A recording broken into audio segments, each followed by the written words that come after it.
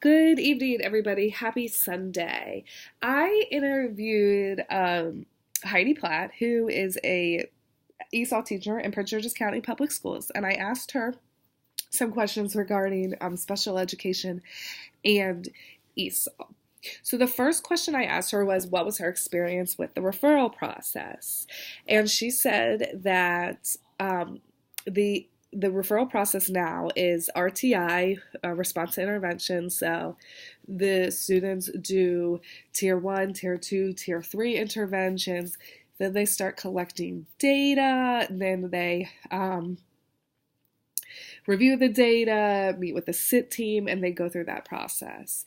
However, she said before RTI, the referral process really was about your relationship with the special ed team. If you had a good relationship with the special ed team and you worked well with collaborating, then they would be more willing to work with you on identifying an ESOL student as special education. She gave me an example of a student she had that did not have any interrupted schooling. He came to her in 4th grade and he was on an ESOL level 1, which is a 1st grade level.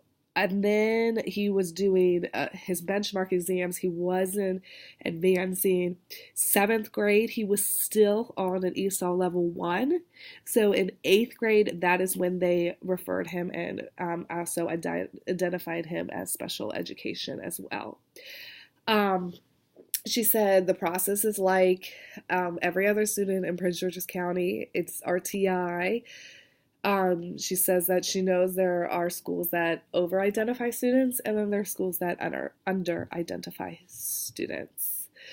Things that work well are collecting data. She said the dynamic assessment is also helpful because it can show a rate of learning. Things that do not work well, she said there are teams that even with anecdotal and dynamic assessment results, they're hesitant to identify a student because of standardized testing results. She said that they're not accurate and sometimes they're unavailable. She also said that there's situations where kids could have been identified, however, they did not receive a certain intervention, therefore the team would not identify them. And also timing, the specific timeline got dragged out, and that was hampered the ability to identify a student, or an ESOL student, as also receiving special ed services. She said that the concern throughout the process is, again, if a student had an intervention or didn't have an intervention, there might not be enough evidence for a referral, and the team is insistent that this student should have had a certain intervention and they didn't have the intervention, so they cannot go forward. As she said, she's not seen that type of reluctance with non-English language learners. She said that the challenges that she has experienced are students who have limited schooling. They didn't have an opportunity, and she said, to quote, they do not cut the mustard.